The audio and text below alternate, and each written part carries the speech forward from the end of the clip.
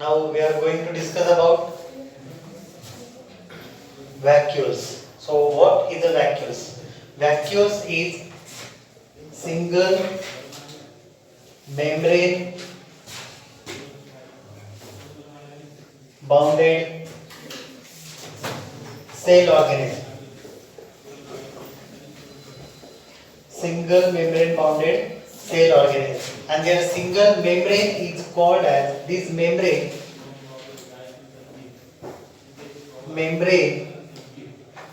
of vacuoles is called tonoplast. Tonoplast. It is similar like cell membrane. Cell membrane जशी plasma membrane cell membrane त्यासारखी ही membrane same असते. त्या मेम्ब्रेनला आपण काय म्हणतो tonoplast. And this membrane is book मध्ये दिलंय सेमी परमेबल पण ती जनरली असते सिलेक्टिव्हली परमिएबल मेम्ब्रेन. लक्षात ती मेम्ब्रेन कशी असते सिलेक्टिव्हली परमिएबल. सांगितलंय मी तुम्हाला सिलेक्टिव्हली परमिएबल काय असतं. Okay now these vacuoles are 2 to 3 large prominent vacuoles in plant cell. Plant cell मध्ये ते किती नंबरचे असतात? किती नंबर्स मध्ये असतात? 2 to 3 large prominent means easily visible, easily distinct. जे स्ट्रक्चर इझिली विजिबल असतं मायक्रोस्कोप किंवा हाय डेन्सिटी हाय फ्रिक्वेन्सी ची गरज लागत नाही. सिंपली त्याला आपण म्हणतो जे इझिली विजिबल असणार इझिली डिस्टिंक्ट असणार त्याला म्हणतो प्रॉमिनंट. ओके मीन्स यामध्ये व्हॅक्यूल्स जर आपल्याला सेल मध्ये बघायचं आहे तर सेल मध्ये व्हॅक्यूल्स आपल्याला इझिली विजिबल होतात with the help of the microscope. Okay मी असं सांगितलं. आता हा जो प्रॉमिनंट वर्ड आहे हा जनरली आपण कशाला वापरतो? जे आपल्याला इझिली बघता येतं त्यालाच आपण प्रॉमिनंट म्हणतो. तर प्लांट सेल मध्ये मायक्रोस्कोप थ्रू आपल्याला व्हॅक्यूल्स हे किती नंबर्स मध्ये प्रॉमिनंट असतात? 2 to 3 large prominent vacuoles present in the plant cell.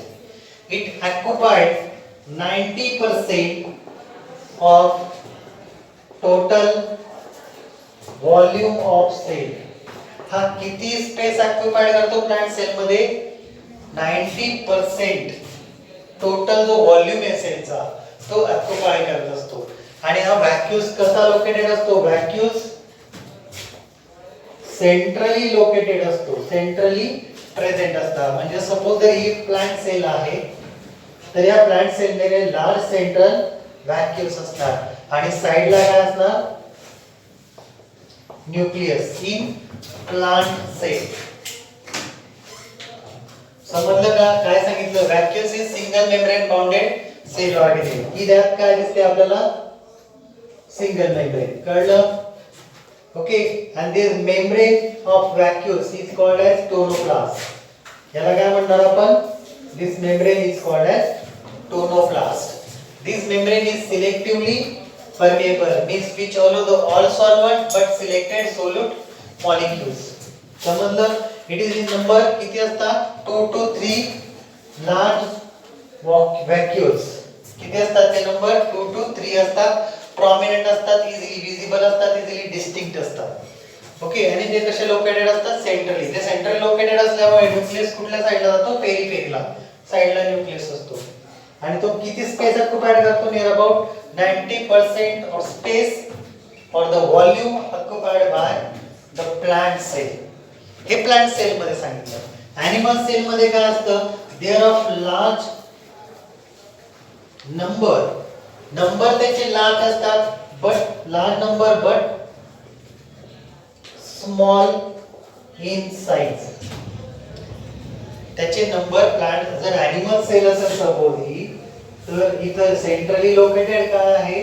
Nucleus आणि large small and but high number of vacuoles. हे काय दिसतात आपल्याला vacuoles हे animal cells मध्ये असतात. कळलं नाही दोघांमधला डिफरन्स. Animal cell मध्ये large number but small in size vacuoles. It contain water with minerals and salt and some storage food. याचं मेन फंक्शन काय आहे? तो रिस्पॉन्सिबल असतो storage of water, mineral and some salt or some food substance in the form of proteins. काही त्याच्यात food substance पण असतात, त्यात मिनरल्स पण असतात. आलं लक्षात?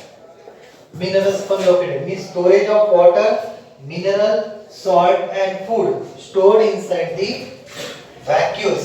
Now this structure commonly known as sap. या स्ट्रक्चरला काय म्हटलं जातं? सॅप. म्हणजे वॉटर मध्ये काय लोकेटेड आहे? मिनरल्स असणार, सॉल्ट असणार किंवा फूड असणार. या कंप्लीट स्ट्रक्चरला, या मधल्या स्ट्रक्चरला काय म्हणायचं? It is commonly non as SAP. Understand? It is nothing but the weak solution of minerals present in plant cell. Plant cell मध्ये weak solution of minerals असणार, तर त्याला आपण काय म्हणणार? सॅप म्हणणार. The volume of cell, सेलचा जो volume असते, सेलची जी टर्जिडिटी असते, सेल जी टर्जिड दिसणार, टर्जिड म्हणजे असं स्वलन झालेला पार्ट, तर ती कोणामुळे असते? Due to the presence of this vacuoles. Vacuoles मुळे सेल आपल्याला टर्जिड दिसते. आणि व्हॅक्युल्स मध्ये स्टोरेज काय असतं? मोस्टली वॉटर स्टोर्ड असतं, फूड स्टोर असतात, मिनरल्स अँड सॉल्ट स्टोर्ड असतं. Understand? Some in the vacuoles of the paramecium, statement काय म्हटलं मला लक्षात ठेवा. In the vacuoles of paramecium they responsible for excretion and osmoregulation. व्हॅक्युलचं मेन फंक्शन स्टोरेज आहे, बरोबर. पण पॅरामेशियम हा जो ऑर्गॅनिझम, यु नो पॅरामेशियम ऐकलाय नेम कधी? पॅरामेशियम मध्ये तो कुठलं फंक्शन परफॉर्म करतो? Excretion and osmoregulation. So what is the excretion and osmoregulation? Excretion means removal of harmful waste substance out of from the body. Body मध्ये जे harmful waste substance असतील ते जर एलिमिनेट होत असणार, त्या प्रोसेसला आपण म्हणतो excretion. So what is the meaning of excretion? The elimination of the harmful waste substance out of from the body is called as excretion. Understand? Second one is osmoregulation. To maintain the osmotic concentration of water in the body fluid. To maintain osmotic concentration of water means nothing but the water concentration. आपल्या body मध्ये पण ऑस्मोरेग्युलेशन होत असतं. ऑस्मोरेग्युलेशन function आपलं कोण perform करतं? Kidney. Excretion कुठलं कोण फंक्शन परफॉर्म करतं? Kidney. Okay.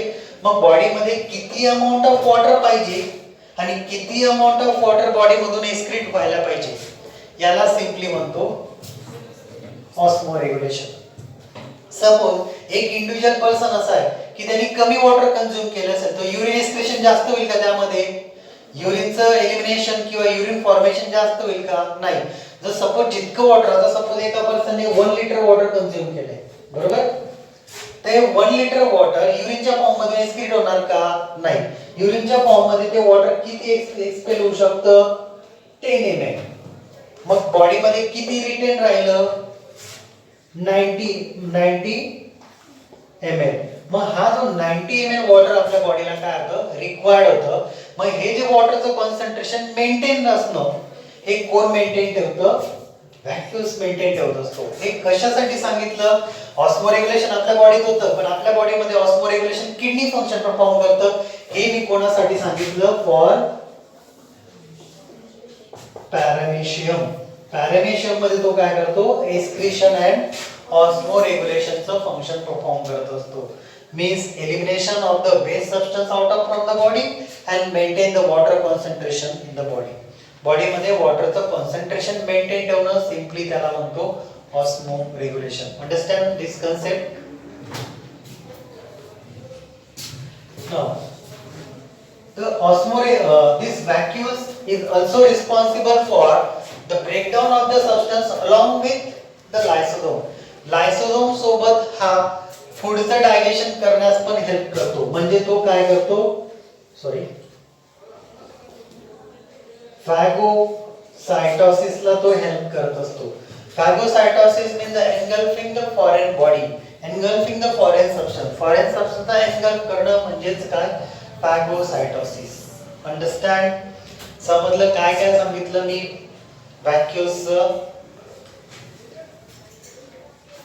Pause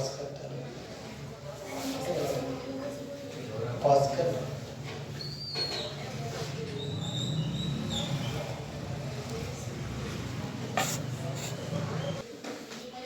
Now, next topic is glyoxysome. Glyoxysome is the single membrane bounded cell organelle which is responsible for the conversion of the fatty acid into sugar. Fatty acid मध्ये काय असतं? Carbon, hydrogen, oxygen. आलं लक्षात? Carbon, hydrogen, oxygen fatty acid मध्ये असतो. आणि sugar मध्ये पण काय असतं? Carbon, hydrogen, oxygen. फक्त हायड्रोजन आणि ऑक्सिजनचे जे अमाउंट आहे, कार्बनचे जे अमाउंट आहे ते फक्त यात चेंज असणार. सिंपल. म्हणजे फॅटी ऍसिडला ब्रेक करायचं आणि फॅटी ऍसिडचं कन्वर्जन कशात करायचं? शुगर मध्ये. हे मेन फंक्शन कोणाचं आहे? Glyoxysome. Glyoxysome is a single membrane bounded cell organism which is also helping photosynthesis. Photosynthesis मध्ये तो हेल्प करतो. आता फोटोसिंथेसिस ज्यावेळेस आपण ते चॅप्टर स्टडी करणार तर त्यावेळेस मी तुम्हाला डिटेल मध्ये सांगणार की ग्लायोक्सिझोमचा फंक्शन काय असतं. Understand? So glyoxysome which is also responsible for performing the photosynthesis along with chloroplast. Chloroplast सोबत तो फोटोसिंथेसिस फंक्शन परफॉर्म करायला हेल्प करतो. इतकं लक्षात ठेवा ग्लायोक्सिझोमचं. नेक्स्ट आहे रायबोझोम.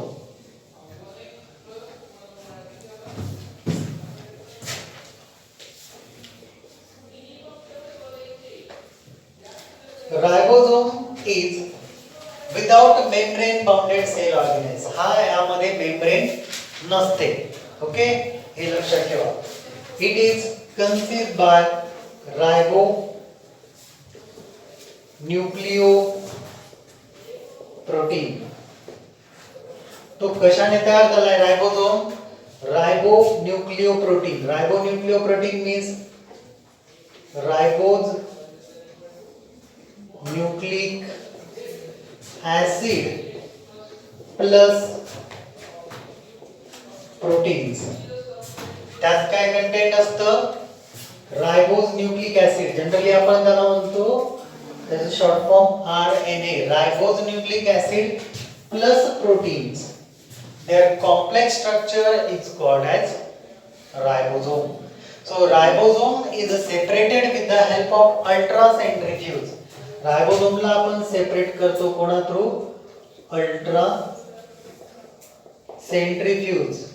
मी तुम्हाला अल्ट्रा सेंट्रीफ्यूज टेक्निक सांगितली आहे लास्ट लेक्चरला. प्रोकॅरियोटिक सेल मध्ये ज्यावेळेस आपण रायबोझोम स्टडी करत होतो त्यावेळेस मी तुम्हाला अल्ट्रा सेंट्रीफ्यूज टेक्निक शिकवलेली. मग यामध्ये कुठल्या टाइपचा रायबोझोम असतो? Ribosome in the eukaryotic cell. बघा स्टेटमेंट काय म्हणतं? Ribosome in eukaryotic cell cytoplasm contain ATS type. कुठल्या टाइपचा रायबोझोम असतो? The ATS type of ribosome present in the cytoplasm of eukaryotic cell. हा कुठे असणार present? Cytoplasm of eukaryotic cell.